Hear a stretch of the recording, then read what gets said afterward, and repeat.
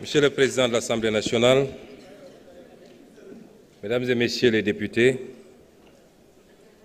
Messieurs les ministres, chers invités, nous venons d'écouter avec beaucoup d'attention la réaction des députés à la présentation de notre déclaration de politique générale. Je voudrais faire un ou deux rappels avant d'approcher ou de répondre à quelques-unes des préoccupations. Le premier rappel, c'est que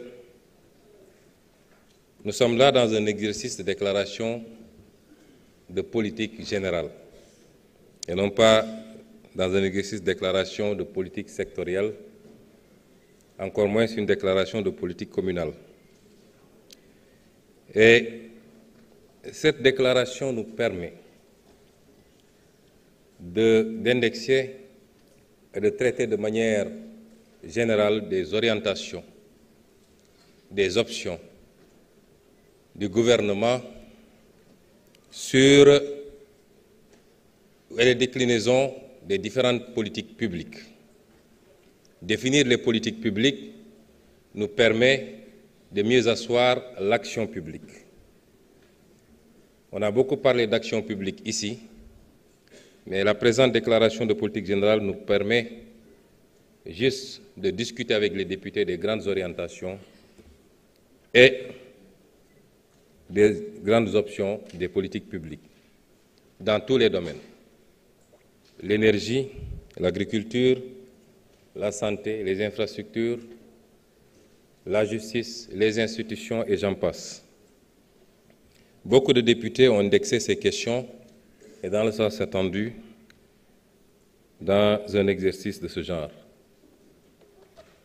La deuxième chose, c'est un constat. C'est que aucun député ici présent, qu'il soit de la majorité ou de l'opposition, n'a remis en question ces orientations et la déclinaison des politiques publiques pour les 5 prochaines années. Aucun. Et dans aucun domaine des politiques publiques, certains ont posé des questions qui peuvent enrichir le débat. Certains ont interpellé par rapport à certains aspects des politiques publiques qui n'ont pas ou qui n'ont pas été suffisamment traités. Et je leur en sais gré parce que ça nous permet d'apporter quelques précisions. Mais aucun député ne nous a dit que ce qui a été présenté aujourd'hui n'est pas bon ou ne va pas dans le sens souhaité pour sortir ce pays de la situation catastrophique dans laquelle les régimes précédents, particulièrement le régime sortant, l'a plongé. Alors, il y a quelque chose d'assez cocasse, j'allais dire, à relever, parce qu'on a parlé de rapport à la vérité. Et nous allons illustrer avec quelques aspects. Je passerai sur la longue campagne de diabolisation perpétrée par des gens qui tenaient le pouvoir et qui l'ont désorienté, non pas dans le sens de servir les intérêts de ce pays, mais qui ont utilisé toutes les forces dont ils disposaient pour combattre un parti politique, un homme, et pour essayer à tout prix de casser l'opposition. La désinformation avait pris toute une forme. D'abord, c'était de nous faire apparaître pour des gens qui détestaient les milieux religieux, les foyers religieux.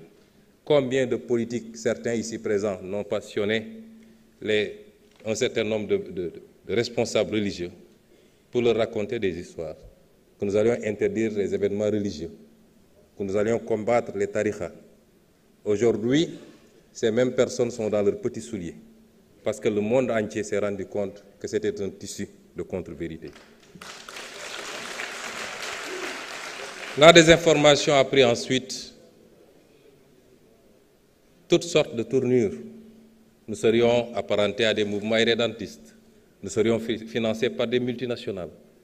Nous serions dans un programme de déstabilisation du Sénégal. Nous aurions des relations avec des organisations terroristes, islamistes et j'en passe. On a tous vécu cela ici. S'il faut parler de rapport avec la vérité, je pense que nous savons où chercher. Ensuite, depuis que nous sommes arrivés au pouvoir, le débat, ça a été de dire qu'ils n'ont pas de programme, qu'ils n'ont pas de vision. Où sont ceux qui disaient ça aujourd'hui? Ils sont incapables de démontrer ici et sur les plateaux de télévision qu'il n'y a pas de programme, qu'il n'y a pas de vision. Et le pire, c'est que ceux qui s'agitent le plus n'ont pas le niveau minimum pour parler de ces questions.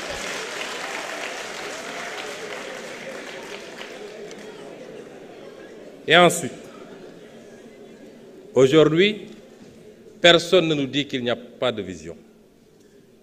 Personne ne conteste ce qui a été proposé. Plébiscité depuis la présentation du référentiel par tout le peuple sénégalais, mais également par tous les partenaires au développement.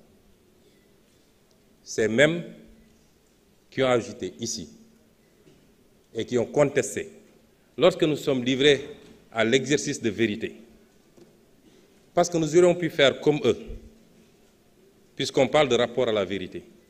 Qu'est-ce qu'il y a de plus malsain en termes de rapport à la vérité que de mentir à tout son peuple, de mentir aux partenaires internationaux, en leur cachant les véritables chiffres pour pouvoir continuer à endetter le Sénégal et ce qui nous met aujourd'hui dans la situation fâcheuse dans laquelle on se trouve.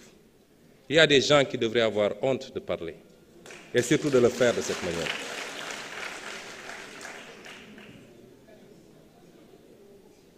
Personne aujourd'hui, à part un seul intervenant, et l'histoire, vous savez, je crois que chacun d'entre nous doit éviter de se faire prendre la main dans le sac en plein jour. Dans quelques jours, la Cour des comptes publiera son rapport. Dans quelques jours. Je ne sais pas ce qui s'y trouve. Je ne sais pas ce qui s'y trouve, mais je peux vous garantir d'une chose. Si ça ne révèle pas plus que ce que nous avons révélé, ça ne sortira pas moins que cela. Et à partir de ce moment, je le dis et je le réitère, tous ceux qui ont une responsabilité par rapport à cette situation fâcheuse et qui ont trahi ce pays devront en rendre compte devant vous certainement, les députés de l'Assemblée nationale.